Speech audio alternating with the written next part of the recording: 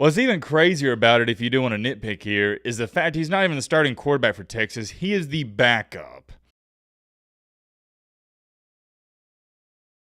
It's been a very eventful past 24 hours in the college football world. There's a lot going on, which means we got a lot to talk about and go over. One of those topics includes a star running back that goes by the name of Ollie Gordon. He recently got arrested for a DUI, which is a fairly big deal. We'll get into all that, and most people thought he should be punished, or they were waiting to see what was going to happen, and what his head coach decided to do, it might just shock you. I'll put it to you like this. Instead of punishing a player, the head coach is going to reward him. Yeah, it's weird to say the least. Also, we got an update on Arch Manning. I've had a bunch of you sending it to me saying, yo, Matt, you gotta talk about it. The last topic we're gonna be talking about in today's video is EA Sports has officially released the rankings for all the players in the NCAA 25 game. I'm sure some of you have seen these rankings already, but if you haven't, there's no way you'll be able to guess who's the number one overall ranked player in this game. I'll give you a hint and teaser. It's not a quarterback, and it's not Travis Hunter. It's not every day in the offseason I get to say this, but we got a jam-packed video. Strap in, buckle up, get you a snack, get you a popcorn, get your favorite meal you like to eat and watch a video, because trust me, I do the same thing. But all right, Matt, blah, blah, blah, shut up, without further ado,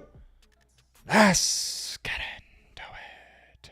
First things first, I really don't have a particular order. You know what? Let's start off with this Ollie Gordon situation. For those of you who don't know, to make an extremely long story short, Oklahoma State star running back Ollie Gordon, he got arrested. It was a DUI, not a good look. We probably could have made a separate video talking about it, but I decided not to. But here we are, we're talking about it now, and it's actually not because of Ollie Gordon himself. It's because of what his head coach had to say about it. For those of you who don't know, the head coach of Oklahoma State is Mike Gundy. When he was asked about if there's going to be a punishment for it, here's what he said, quote unquote, "If there's any punishment, it's make him," referring to Ollie Gordon, "carry the ball 50 times the first game." That is not some fake tweet. You're not getting punked. You're not getting trolled. That's what he said. Continuing to talk about the DUI, he doubled down on it and stated, "I've probably done that 1,000 times in my life." It is worth being noted, thrown in there when he stated, quote unquote, "I've probably done that 1,000 times in my life." He was talking about drinking beers. The tweet you're looking at right here, it's one of those where they didn't lie in the tweet, but they didn't give you the full context. Yes, he said those words, but he was referring to drinking 3 to 4 beers 1,000 different times. The entire interview he did with ESPN, it's on Twitter, it's on YouTube, you can find it yourself. Me personally, I could easily understand how somebody could misinterpret what he was trying to say. I'll tell you this much, the way he said it, it probably could have been worded a little bit better. But for me, and this is just me, you can feel different,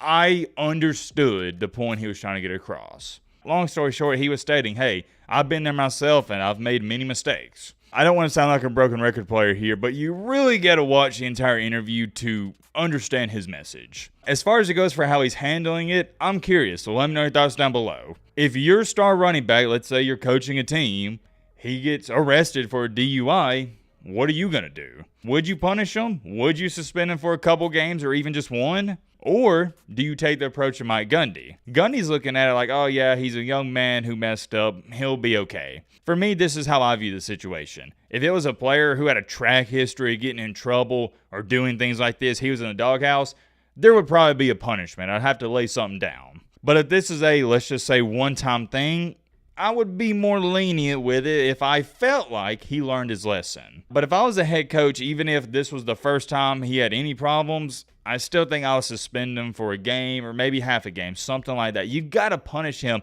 to the slightest of bits, and the best way to punish a football player is by, it's not rocket science here, guys, taking away the sport they love the most, football. I think if Ollie Gordon sat out the first half of the season opener, that would really hit home with him. He's like, all right, I can't make any more mistakes like this because I want to play football. To me, though, I'm not upset with how Mike Gundy handled it. Run your team how you want to run it. Just be consistent. That's all I care about. Moving along here to our second topic, EA Sports just released their top 10 players for NCAA 25. I haven't even seen these. I took a glance at it. I know who's number 1, but I really have no idea who is 10 through 2. I'll just pop it up right here, and some notable names I see. Okay, at 9, we got Quinshon Judkins, running back for Ohio State, former Ole Miss running back, at a 95 overall. That's kind of high. I'm not saying he doesn't deserve it, but I didn't expect him to be that high. I thought it'd be around a 91, 92. And this is an unpopular opinion, but I am a bigger fan of TreVeyon Henderson than Quinshon Judkins. Do not sleep on Henderson at Ohio State, one of my favorite backs in the nation.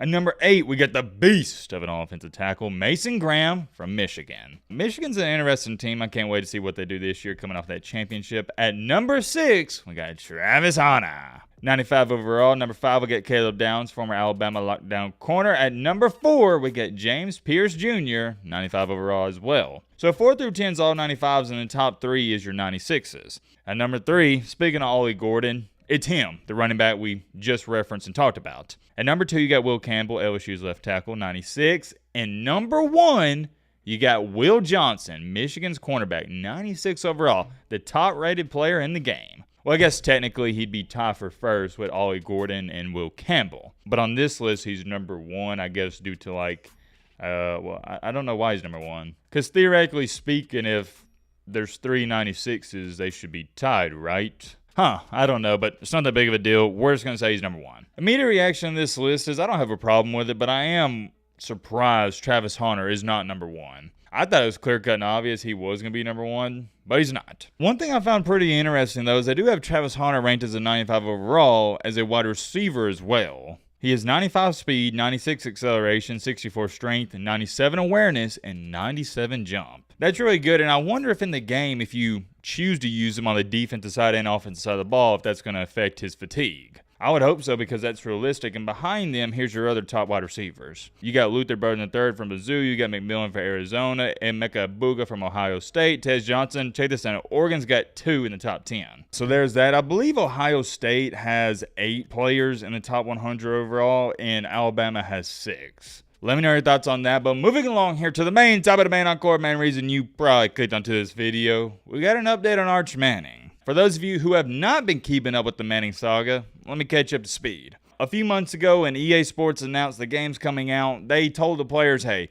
if you want to be in the game, you have a choice to opt in or opt out. Long story short, all you got to do is tweet or let them know, hey, I'm opting in and you're going to be in the game. You get $600 and a free copy. And almost every single notable player opted in, except for Arch Manning. He declined. It wasn't a major deal, but he was catching some slack for it, and people weren't too big of a fan of it. But then out of nowhere yesterday, I'm not even going to show you the video because it'd just be wasting your time, he announces he's in the game. He's joining it. When he first announced it, everybody's like, oh, this is great, but what changed his mind? Come to find out, like I've told you guys, money runs the world, and once you understand that, it'll change your perspective on everything. Arch Manning didn't just randomly wake up 2 weeks ago and say, you know what, I want to be in the game. Here's what really happened. EA Sports wound up reaching out to him and his team and proposed a contract offer of $50,000 to $60,000 to basically make that video and say, hey, I'm opting in. 60,000 buckaroos, 60 bands. I don't blame the kid. I'd have done the same thing. Arch Manning just made $60,000 in 30 seconds. Let that sink in with you. Most people in general don't even make $60,000 a year. The fact he did it in under a minute is ridiculous. Some people are going to try to argue and say, well, Matt, his family's rich. The money didn't impact his decision, and I beg to differ. This young man, like anybody else out here who has any competitive bone in their body, wants to make it on their own. He doesn't want to live off of daddy and mommy's money the rest of his life. No, he wants to make his own money. He seems like a great young man from what I could tell. I don't think he'd be content with his dad just handing him money all throughout his life. So when he has an opportunity to land a $60,000 deal, yeah, he's going to jump all over that. That's why he decided to hop into this game, because now he had an incentive. What's even crazier about it, if you do want to nitpick here, is the fact he's not even the starting quarterback for Texas. He is the backup. I don't mean that as disrespect to him. I'm not mad that he get paid $60,000. I'm just explaining things. Did want to report on that, though. I had a bunch of you sending it to me. And if you were wanting Arch to be in the game as the backup quarterback for Texas, this is good news for you. There's many more things I could say. We'll end it off there. Let me know your thoughts on all this down below. But Romana.